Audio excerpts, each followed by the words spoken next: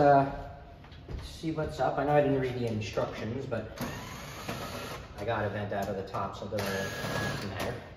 Reminding, for roof and wall ventilation, you must change 3 exhaust vent covers. Follow the installations.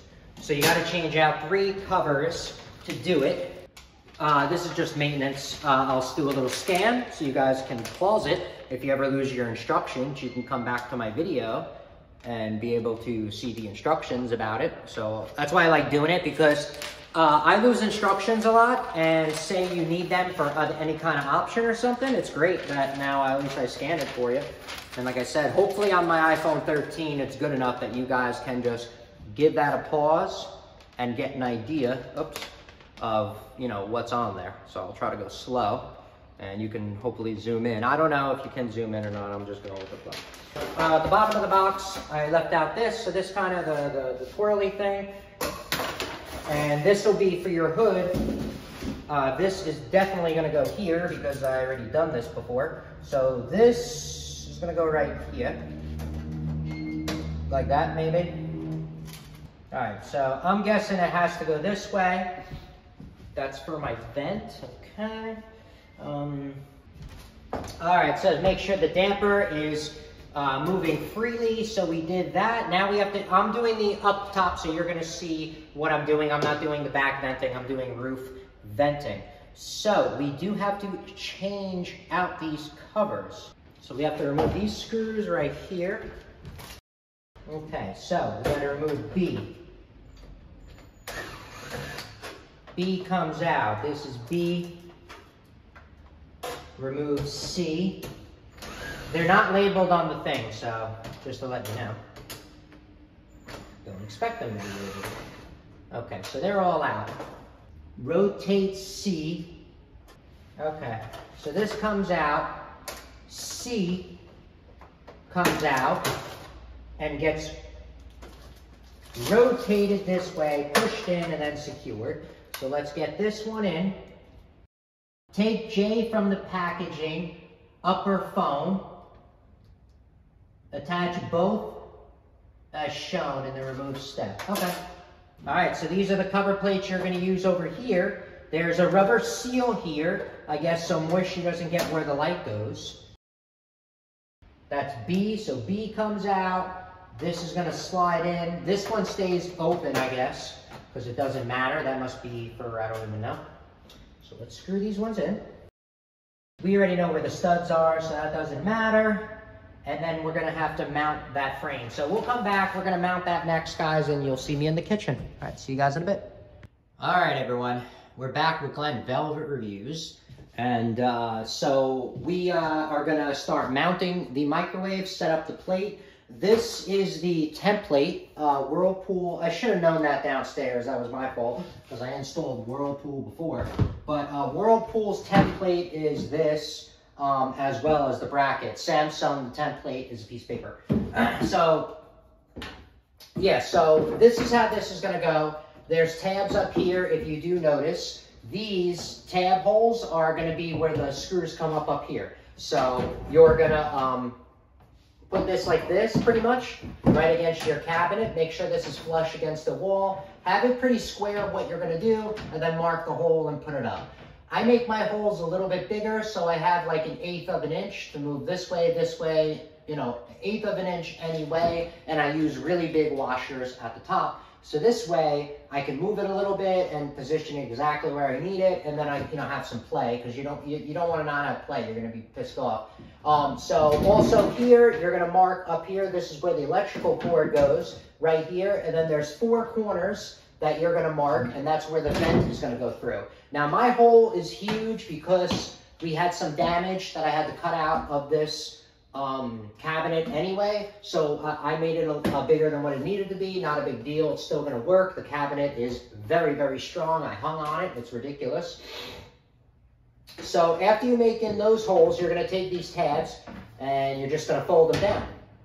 And then now you're going to use this and you're going to position it on the wall. Now make sure you mark where your studs are and all that jibba jabba, because And you're gonna mark your center line. Make sure you mark center line. Perfect, that's my center line. So you're gonna wanna mark that, then you're gonna wanna put this up and see where your studs are. With a microwave like this, you have to hit at least the stud one time, otherwise it's not gonna work. So my stud is right here. So I'm gonna hit the stud right there, and then I also have another stud that I'm gonna hit right here.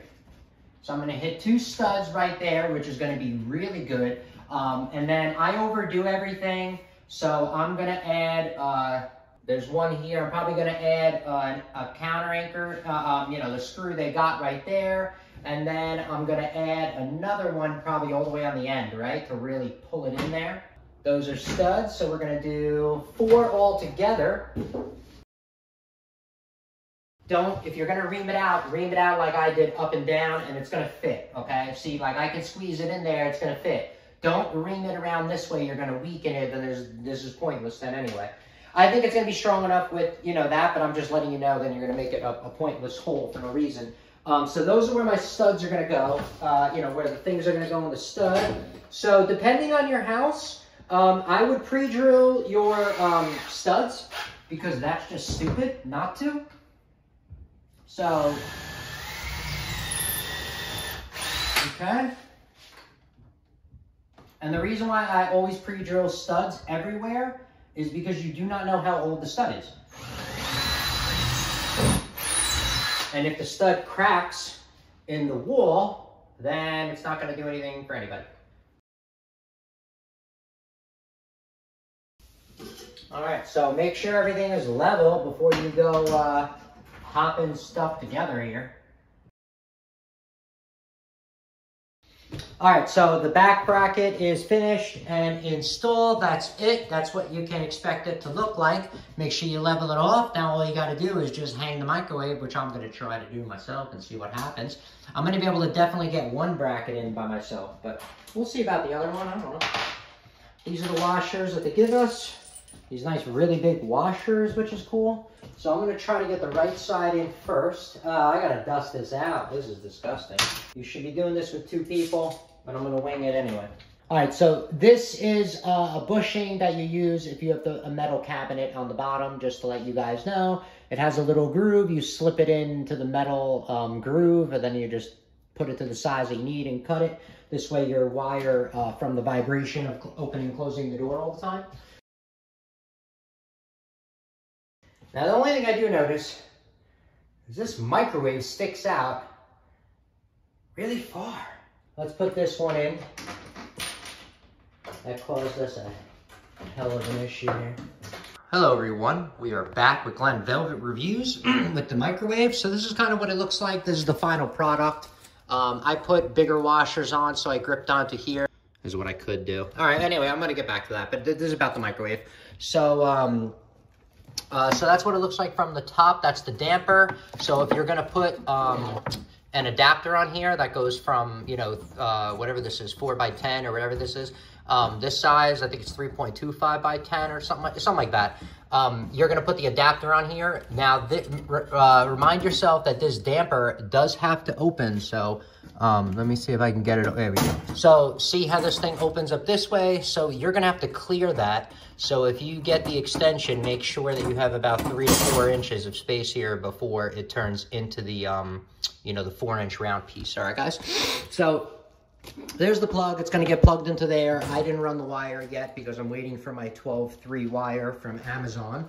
It's going to take like 2 weeks because it's $100 cheaper than everywhere else, so you got to wait long. The only thing I don't like about the microwave so far is how much it sticks out. Look how much this sticks out of the cabinet.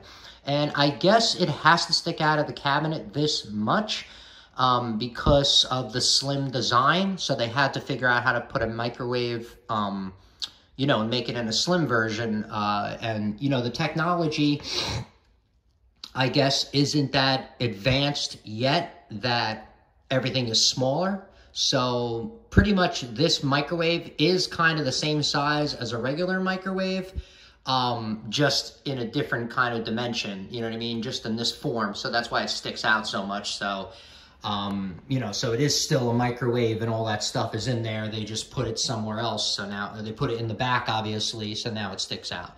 So that's the only thing. And it sticks out a good amount, guys. I'll tell you what's up. It sticks out for me. Look at that.